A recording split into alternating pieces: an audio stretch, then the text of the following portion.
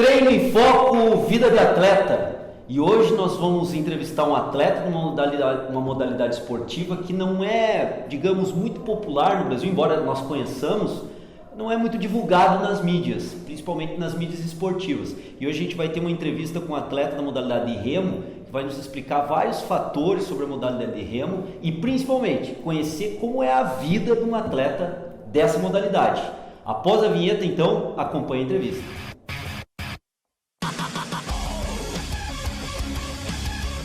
Bem, pessoal, como eu já falei anteriormente a vinheta, nós estamos aqui hoje com o Roque Zimmermann. Tudo bem, Roque? Tudo bom, João? Muito obrigado pela tua disponibilidade de tempo em vir ajudar nós aqui do Treino em Foco, cedendo o teu tempo e a tua entrevista, para que a gente possa mostrar para o pessoal que acompanha o nosso canal e o nosso site algumas características da tua modalidade, conhecer um pouquinho melhor. E essa nossa série da Vida de Atleta, nós temos como objetivo principal aqui na verdade mostrar a tua vida de atleta associada à tua vida social, à tua vida profissional e familiar, para mostrar que não é só aquela visão talvez do pódio, né, muito linda e maravilhosa do cara recebendo medalha, mas como é que acontece todas os percalços, as dificuldades até chegar nesse nível, né? Então essa normalmente é a nossa lógica aqui dentro dessa série do Treino em Foco. E aí o seguinte, eu vou começar, Roque, conversando, fazendo um bate-papo aqui contigo, para conhecer um pouco melhor a modalidade do remo, né? Como é que ela funciona assim em linhas gerais, por categoria de peso, existem modalidades diferentes em duplas e simples, em quartetos, né, para fazer. Explica pra gente um pouquinho melhor assim. O remo ele é disputado são 6 barcos, um do lado do outro, e em linha reta em uma distância de 2 km. E em todas as categorias vão remar 2 km, né? Sempre 2 km, independente da categoria. A categoria que eu digo olímpica, né? Sim. Ou mundial, né? Sendo ela masculino ou feminino, peso leve ou peso pesado, né? Então, é tudo 2 km. Lógico que a gente utiliza aqui nas categorias inferiores, né? Que são as categorias estreantes, infantil, outra distância, né? Então, para quem inicia na modalidade, tem provas de 250 metros, 500 metros, até 1.000 metros, assim, né? Geralmente não ultrapassa isso. Quando a pessoa quer competir para voltar para o brasileiro, mundial, regatas internacionais, tudo é 2 km, né? E existem categorias, que nem eu falei, estreante, juvenil, júnior, né, que vai diferenciar a idade, né? Sênior, que é após 18 anos. E tem a categoria peso leve, que é a categoria de até 72,5 kg no masculino, e a média de barco, se ele for competir um barco em coletivo, é 70 kg de média que tem que dar o barco, né? Então, se a pessoa tem 72,5 kg, se for uma prova, um barco de dupla, a outra dupla tem que pesar 67,5. Para equilibrar os 70 kg de média no barco, assim, a média... Isso, então se for um barco de 4, quarteto, tem que fechar a média 70 kg e não podendo ultrapassar 72 kg. Então nós poderíamos ter num barco de quarteto, por exemplo, um dos atletas com peso até relativamente superior aos 70 kg, desde que tenha um outro atleta que faça o contrabalanço disso, que tem um peso mais baixo para fechar a média. E no feminino esse peso é 57 de média média no barco e 59 quilos o limite do peso no feminino. Isso para categoria leve, no caso que é a tua categoria. Isso. Minha categoria. Existe categoria, além da categoria peso leve, também as classificações de barcos, né? Existem barcos individuais, existem barcos de dupla, quarteto, até o barco A8.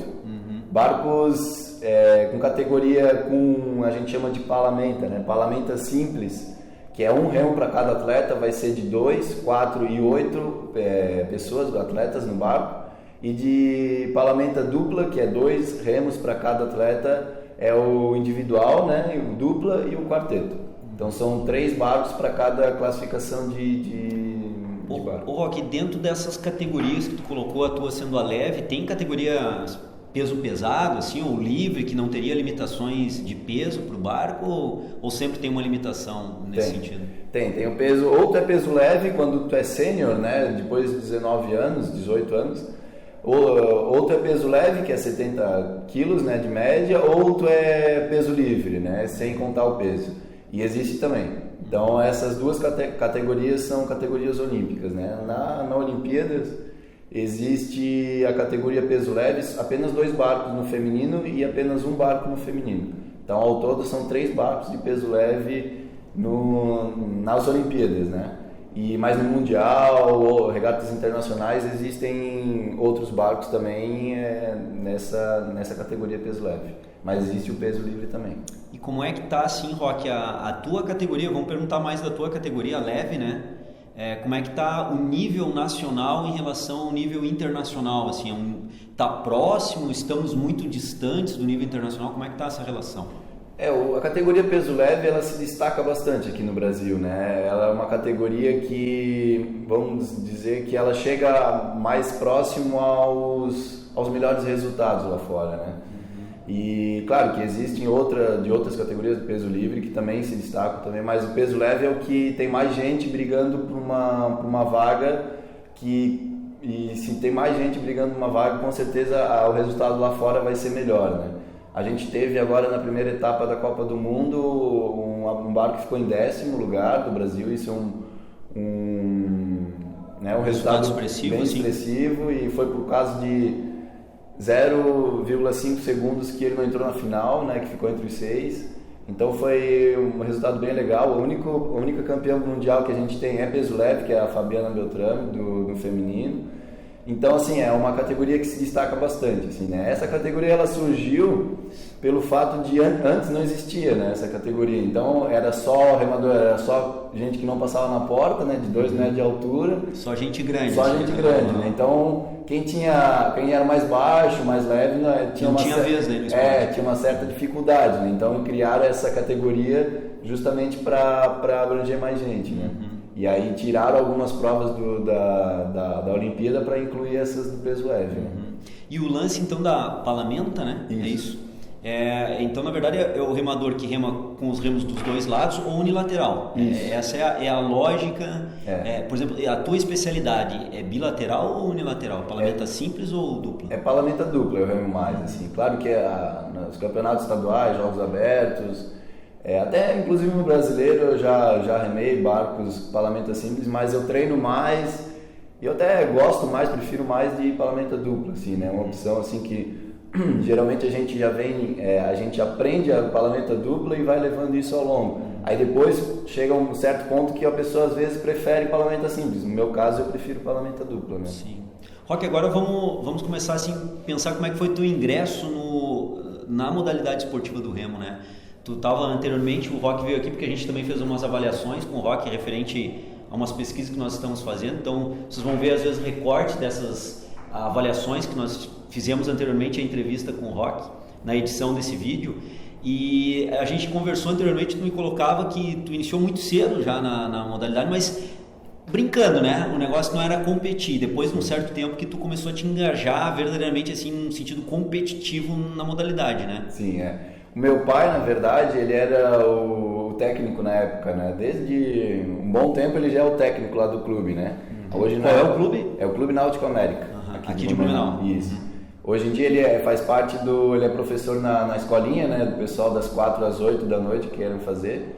E ele era o técnico na época, né? Então eu vivia lá. Ele até me levava para ser timoneiro, né? Timoneiro é o cara que não faz força, né? Ele só guia o barco, né? Então ele tem que ser baixinho, leve e para guiar o barco, né? Então desde os 7 anos eu já convivo lá com o pessoal lá do clube guiando o barco. Daí com 9 anos isso foi natural, a minha entrada no barco para remar, né? A gente chama de barco escola, barco canoe, né? E aí eu desde os 9 anos daí não larguei mais, sempre ia lá 2 vezes por semana, 3, ia lá dar uma brincada assim, mas a partir dos 16 anos é que ficou mais sério, assim, daí eu treinando praticamente todos os dias, né, 6 vezes por semana, e indo para campeonato brasileiro. Aí tu começou a competir mesmo na modalidade. Eu já competia desde os 9, né? Mas aí ficou mais sério. Aí ficou mais sério, daí com 12 anos eu já participei de uma regata lá no Rio de Janeiro, mas era tudo nesse esquema de ir às vezes, 4 vezes por semana, 3, mas onde ficou mais sério foi a partir dos 16. Mas a tua história confirma a máxima de que filho de peixe e peixinho É verdade. Nesse caso foi. Teu caso e de vários outros, na maioria das vezes, né? Muito influenciado pelos pais, né? No teu caso, pelo pai, no caso. Mas muito legal. E aí, entrando nessa parte competitiva, Roque, tu começou nível estadual, imagino eu, né? Competindo aqui em Santa Catarina, e depois tu começou a galgar aí nível nacional também, tendo competições em nível internacional, né? Sim. Conta pra gente um pouquinho melhor dessa condição. Na minha época de júnior, que é antes dos 18 anos, né? Eu sofri um pouquinho, né? Pelo fato de eu sou peso leve, já desde sempre eu fui peso leve, então eu competia com pessoas, adversários com 90 quilos, mais alto, né? Então eu sofri um pouco aqui no estado com isso, né? No Brasil também. E aí a partir de 16 anos eu comecei a ir pro brasileiro, na categoria também de júnior, mas também não me destacava tanto. Ganhei um bronze, 2 bronzes na categoria de júnior, né? E aí quando eu fui para o peso leve é que eu me destaquei um pouco mais, né? Que daí, digamos, eu entrei na minha categoria, eu já completei 18 anos. Com 17, 18 eu já até participava de campeonatos na categoria. Nessa época tu já estava fazendo o curso de educação física aqui com a gente? Já, eu comecei eu ia fazer 18 anos Então tu estava na verdade conciliando o teu melhor momento de performance ou o teu início numa performance forte com o curso de educação física? Isso, foi em 2005 isso, né? Eu ia completar 18 anos, eu comecei na educação física aqui também. Então eu conciliava os estudos de manhã eu fazia e os treinos de tarde, né? E aí a partir de 2007 eu comecei a dar aula lá no clube também. Então eu dava aula, eu treinava e também estudava aqui na FURB. Isso foi até 2009 que eu me formei. Hoje em dia tu treina e ministra aula? Isso, eu treino.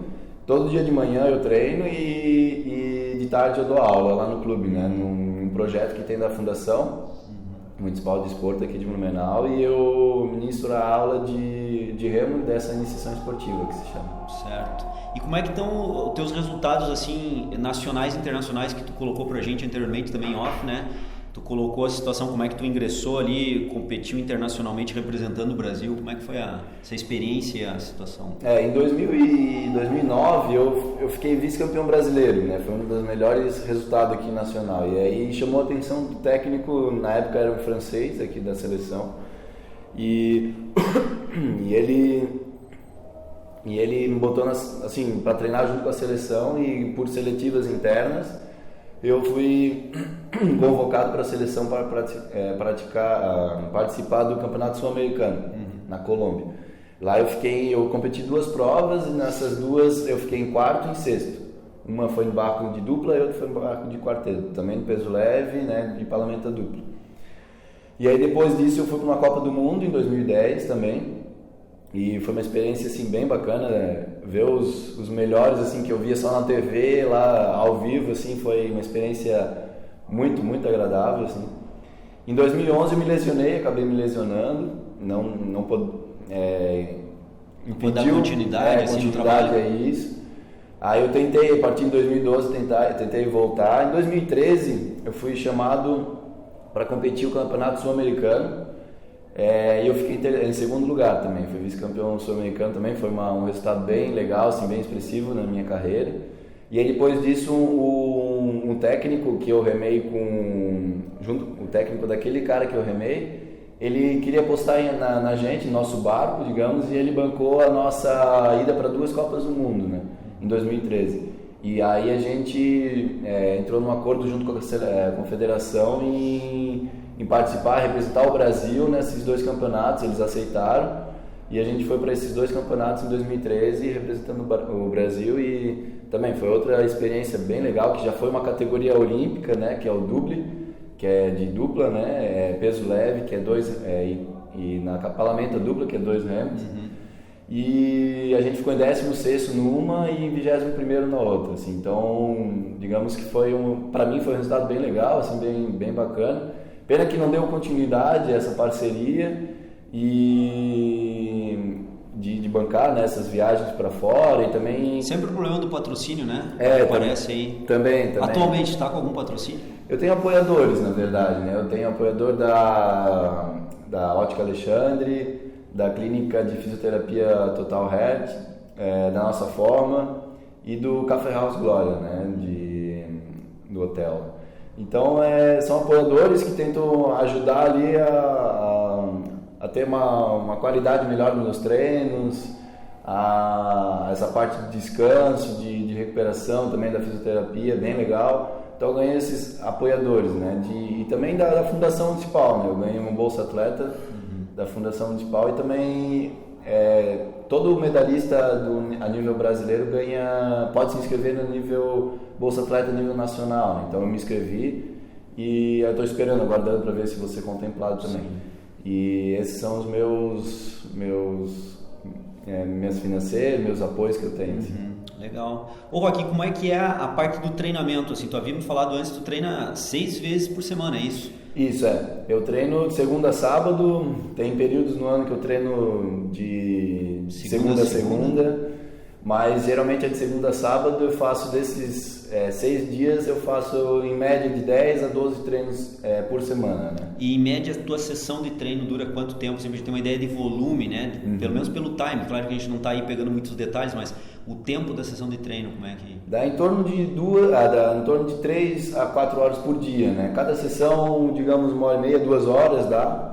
Então eu faço 2 sessões por dia, às vezes eu faço até 3 sessões, né? Que daí chego próximo às 4 horas. Tu tá incluindo nessas sessões o treinamento de musculação também? Tô incluindo E especificamente da musculação, do treinamento resistido com peso aí, tu treina 2, 3 vezes na semana, 6 vezes na semana? A musculação, na parte da musculação, eu treino 2 vezes na semana de força pura, e um treino eu faço um circuito funcional. Então, hoje em dia eu faço essa minha dinâmica na parte do treinamento resistido com peso. Né? E esse treinamento de força que tu coloca é aquele bem clássico, em maquinário mesmo, assim, com exercícios clássicos da musculação, mas focado no desenvolvimento da força muscular, não seria tanto na hipertrofia, porque até tu tens que controlar o teu peso, né? Não pode subir muito, né? Mas a ideia é ter ganho exclusivo ou tentar ser exclusivo da força muscular. Isso, força pura. A gente tem até uma máquina que é a remada deitada, que a gente chama, que a gente deita numa plataforma e puxa o peso para cima. Isso geralmente não vê numa academia. É um aparelho específico de vocês, que simula a remada específica com a técnica específica da modalidade. Isso, e daí a gente utiliza bastante esse aparelho. O leg press, como eu tive a lesão na coluna, eu tenho uma certa restrição no agachamento, né? Eu tenho que controlar um pouquinho na carga. Mas eu uso também a carga de força mais para o leg press, né? Outros aparelhos que vão abranger o membro inferior, né? E isso roda então 2 vezes na semana e uma vez funcional dentro do treinamento. Isso, a gente gerencia mais ou menos isso. Nessa parte do ano, né? Às vezes pode ser que vai ter vai ter 3 treinos de força, ou a gente deixa nos 2 treinos de força e trabalha um específico na água também, que existe, né? Treino específico de força na água, que a gente coloca um freio, que é um macarrão, aqueles de natação, né? Para frear mesmo, e a gente utiliza...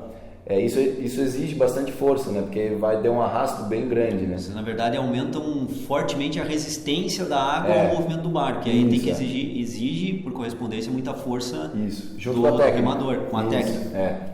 Que é bem importante, assim, a técnica na modalidade, assim, né? Pode ser um cara bem forte, extremamente forte, sentar no barco e o barco não render tanto assim, né? Então precisa uma certa técnica para fazer o barco se deslocar da maneira mais eficaz possível. É força bruta, mas não é só força bruta. Tem a força bruta associada ao quesito técnico, né? Isso, Antigamente, uns 5 anos atrás, eu treinava bastante na parte da musculação, mais resistência, força-resistência. Então era 50, 70 repetições no mesmo aparelho, né? Às vezes 2, 3 séries, era bem expressivo assim, né? Hoje em dia eu faço mais voltado para força pura. O que tu viu o melhor resultado? Para mim, força? Para mim eu vejo força. Como eu tenho dificuldade em ganhar força, então para mim eu prefiro treinar mais força e eu trabalho mais a parte de resistência na água mesmo. Então, no meu caso, eu senti mais ganho nesse treinamento de musculação na parte só de força pura, né? Agora, como eu estou voltando de férias, estou fazendo de volume muscular, mas só umas 3 semanas, daí depois a gente já vai voltar para força pura de novo. Sim, é só uma readaptação rápida para voltar para o enfoque maior. Isso. Porque no remo ele precisa, né? Exige força cada remada, mas a um certo ponto resistência, né? Que na verdade você precisa de uma resistência de força, né? Só a resistência não basta, a força pura e exclusiva mais rápida também não basta, precisa ter aquele nível de força, mas ter um grau de resistência, porque são 2 km, 2 km, Então tu precisa ter uma resistência para manter um nível alto de força ao longo de 2 km de remada. A gente vai remar em torno de... Os barcos mais rápidos, que são de 8, né? 5 minutos e meio, e os barcos mais lentos, que são o individual, 8 minutos, 7 minutos, 8 minutos, né? Então esse é o grau de resistência que o remador precisa, em torno de 5 a 8 minutos manter o ato da remada, o ato motor da remada. E cada passada do remo na água, isso dura menos de 1 segundo.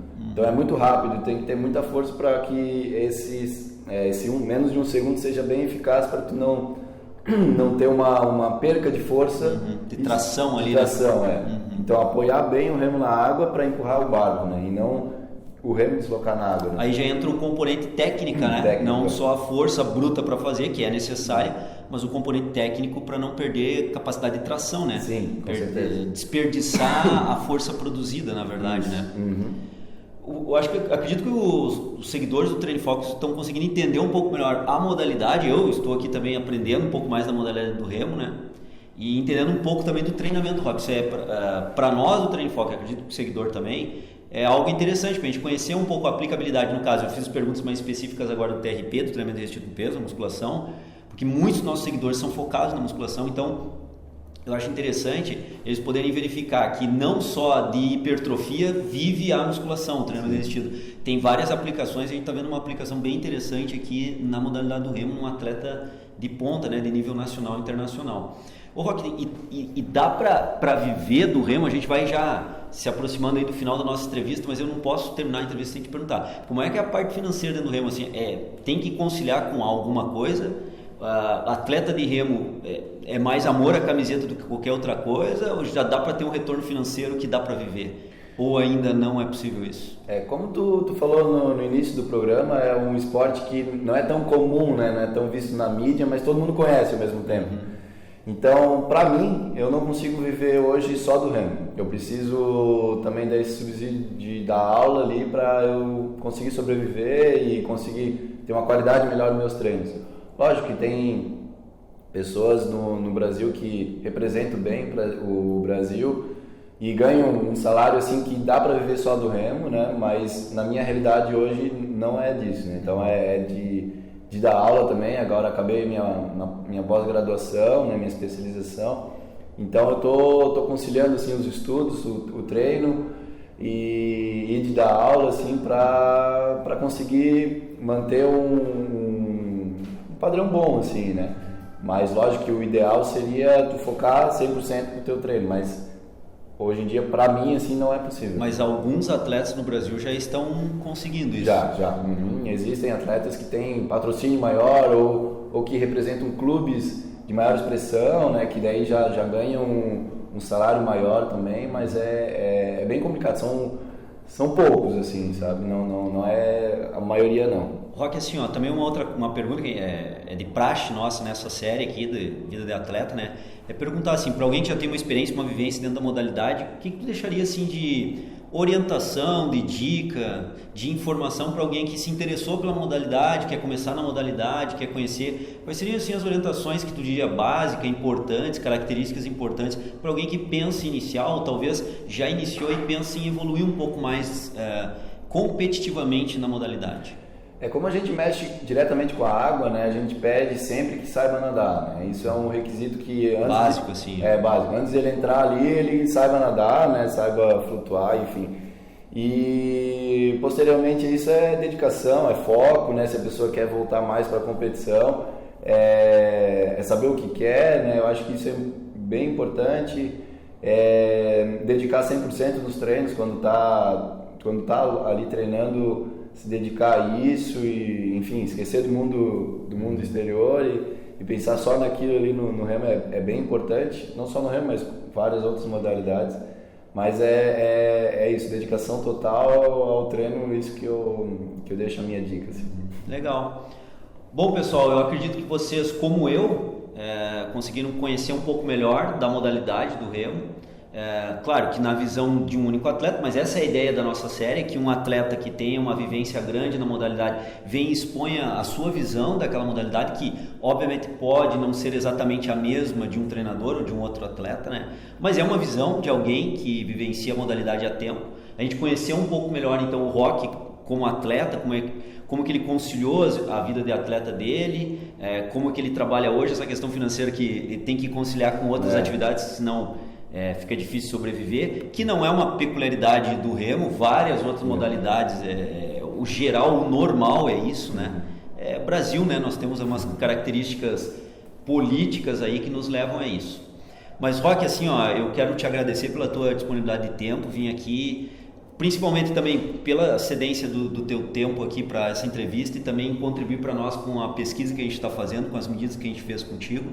Então o Treino em Foco só tem a agradecer, eu particularmente como ex-professor e agora colega de profissão teu, também te agradeço. E se tu tem algum recado, alguma coisa, algum patrocínio, algum contato que tu queira deixar para o pessoal entrar em contato contigo, caso o pessoal se interesse, pode ficar à vontade aí, né? Eu tenho página no Facebook, né, Roque Zimmermann, meu contato tá lá, quem quiser falar comigo sobre aulas de remo também, é só entrar em contato. Eu falei anteriormente meus patrocínios, né? Pode repetir, porque eu acho que é um espaço importante, né? A Nossa Forma também me dá um apoio legal, a Ótica Alexandre, o Café House Glória, a Clínica de Fisioterapia Total Head, são esses meus apoiadores, assim, né? Então quem quiser pode me seguir ali no Facebook, me comunicar lá que eu vou dar todas as dicas. O Clube Náutico América também tem uma página no Facebook, então quem tiver interesse também entra lá, pode entrar em contato com o pessoal lá que eles vão responder sobre aulas ou alguma dica que alguém tiver interesse. Roque, muito obrigado mesmo, valeu pela ajuda aqui ao Treino em Foco. E aos seguidores do Treino em Foco, um grande abraço, a gente se vê numa próxima postagem dessa série sobre vida de atleta, trazendo mais um atleta no perfil do Roque, que tem uma grande vivência e resultados expressivos na modalidade, para nos trazer informações dessa outra modalidade, para que nós possamos conhecer melhor. Mais uma vez, Roque, obrigado ao seguidor do Treino em Foco, um grande abraço, até o próximo vídeo. E quanto tempo dura a tua sessão de treinamento em média, assim, para o pessoal também ter essa noção, né? O tempo da sessão de treinamento.